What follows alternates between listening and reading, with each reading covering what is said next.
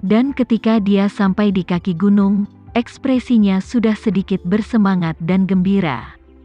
Ketika dia melihat celah di atas gunung, dia berbisik kepada Tama, "Lebih dari 300 tahun yang lalu, disinilah aku mendaki gunung. Saat itu, ada jalan setapak di sini yang diinjak penduduk setempat dengan kaki mereka.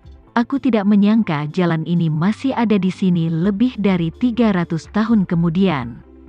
Tama tertawa, "Mendaki gunung tidak sama dengan berjalan. Mendaki gunung bergantung pada rute terbaik. Setelah rute terbaik ditemukan, selama gunung tidak berubah, rute ini juga tidak akan berubah." "Ya," Isyana dengan lembut mengangguk dan berkata, "Rutenya tidak banyak berubah, tapi rasanya sudah tidak seperti dulu lagi.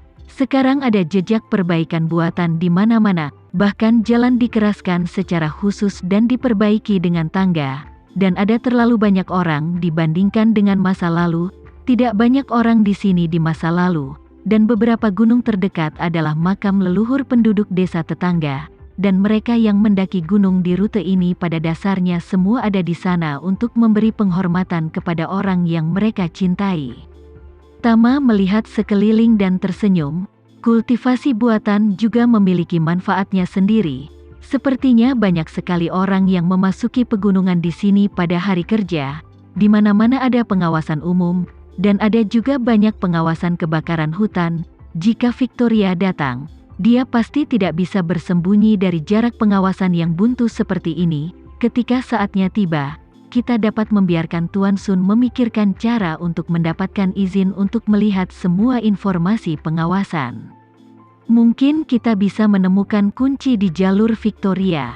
Isyana bertanya kepadanya, "Jika kita benar-benar dapat mengunci jejak Victoria di sini, lalu apa yang akan kamu lakukan selanjutnya?"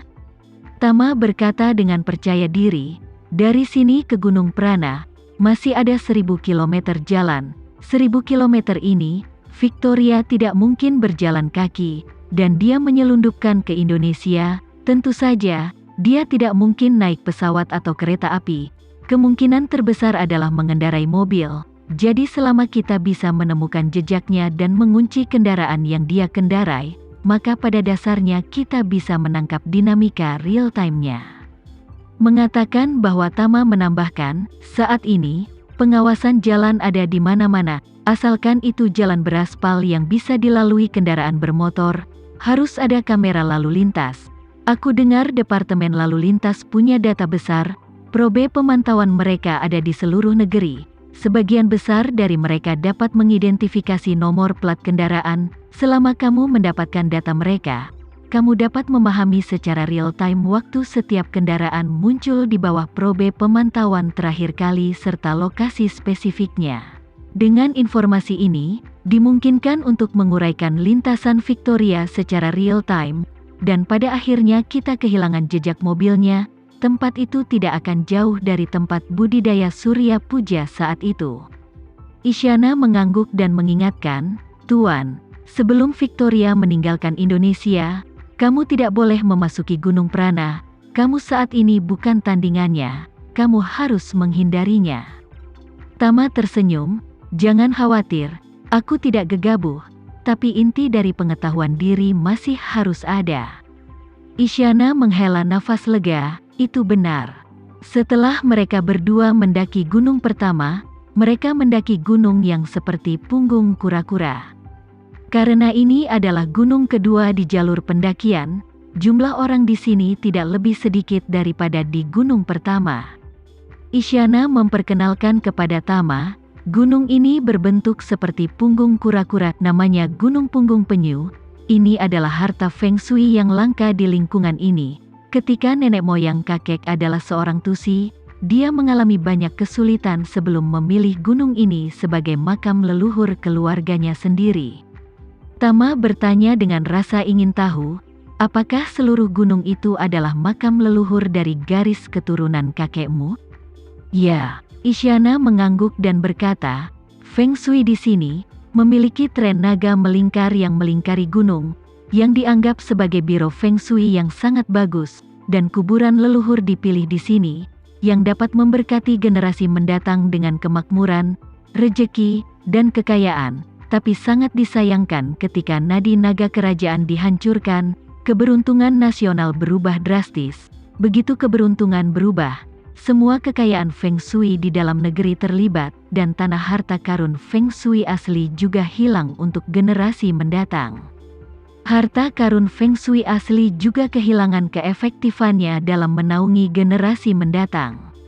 Mengatakan bahwa Isyana memegang tangan Tama dan tiba-tiba meninggalkan jalan pegunungan yang diaspal dengan tangga batu, membawa Tama langsung ke tempat yang lembut di tengah lereng gunung. Pada saat ini, medan yang landai ini adalah ruang terbuka. Jejak camping bisa dilihat di mana-mana. Di tanah cukup banyak lubang paku tahan angin yang dibaut saat menopang tenda, dan bentuk dari beberapa tenda juga terlihat. Tama berspekulasi bahwa tempat ini seharusnya sudah menjadi tempat berkemah bagi para penggemar alam luar. Isyana melihat sekeliling dan menemukan pinus dengan daun yang subur tidak jauh dari sana, dan langsung merasa senang, dan berkata pada Tama, "Tuan, pinus itu adalah makam leluhur keluarga kakekku, dan gundukan mahkota ayahku ada di sudut barat laut itu." Tama melihat ke sekeliling pinus yang besar dan tidak melihat kuburan apapun. Jadi dia bertanya padanya, "Kakekmu, apakah mereka tidak meninggalkan monumen batu?" Isyana berkata pelan, "Awalnya ada batu nisan, aku juga mengukir sepotong untuk orang tuaku, tetapi kemudian dikatakan bahwa semua batu nisan keluarga kakek hancur berkeping-keping oleh kekuatan yang kuat, bahkan kuburan orang tuaku digali. Aku pikir seharusnya Victoria, dia sangat membenci orang tuaku, dan tidak mengherankan jika dia menggali kuburan orang tuaku."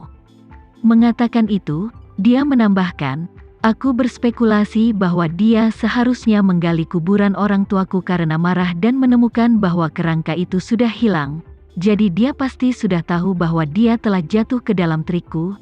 Jadi dia mengajak orang lain di keluarga kakek untuk melampiaskan ketidakpuasannya." Tama hanya bisa menghela nafas. Wanita ini memiliki masalah kemarahan yang serius. Isyana berkata, "Victoria sudah sangat pendendam. Aku khawatir sebagian alasan dia datang ke sini kali ini adalah karena dia sangat membenciku. Itu sebabnya dia ingin datang ke sini untuk melampiaskan ketidakpuasannya." Mengatakan bahwa dia hanya bisa menghela nafas, "Aku tidak tahu apakah dia akan menunjukkan belas kasihan pada pohon ini." Tama melihat sekeliling dan mau tidak mau menunjuk ke puncak gunung dan mendesah, "Dengar, Nona, jika aku bisa menyembunyikan beberapa meriam pertahanan jarak dekat di atas batu-batu besar itu, bukankah aku bisa mengurus Victoria untuk selamanya?" Melihat apa yang dikatakan Tama dengan wajah serius, Isyana tidak bisa menahan tawa dan berkata, "Tuan, artileri jarak dekat dapat membunuh Chris, tetapi tidak mungkin membunuh Victoria. Selain itu, Victoria adalah satu-satunya yang mengetahui lokasi persis tempat latihan guru di masa lalu, jadi kamu harus menanggungnya dan jangan mengambil nyawa Victoria di sini." Tama tertawa dan berkata, "Itu hanya sebuah pemikiran. Bahkan jika seseorang benar-benar dapat membawa senjata pertahanan jarak dekat ke sini, aku tidak dapat menggunakannya di sini."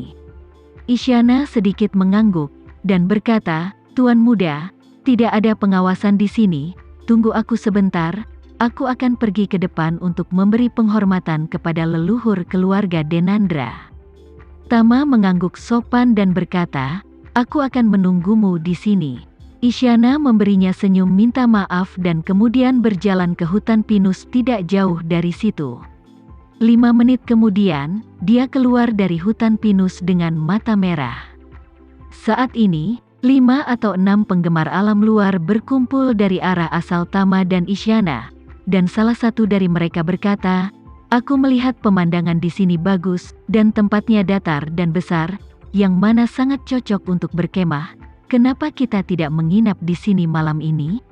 "Ya," seorang gadis muda berkata, "ayo kita pasang tenda dulu, dan gunakan tenda untuk mengamankannya. Lalu kita akan pergi ke pegunungan sekitarnya, dan kembali untuk memasak di malam hari dan mengadakan pesta api unggun." Sekian dulu ya video kali ini. Kita lanjutkan lagi videonya di lain waktu. Oh iya, bagaimana menurut kalian? Semoga bisa sedikit menghibur kalian semua. Untuk teman-teman yang baru nonton, jangan lupa subscribe ya, hehehe. Dan kalau teman-teman ada yang ingin gabung langganan, bisa langsung gabung saja untuk dapat fitur yang menarik dan sedikit membantu Mimin. Terima kasih banyak sudah menonton, sampai jumpa lagi, bye bye bye.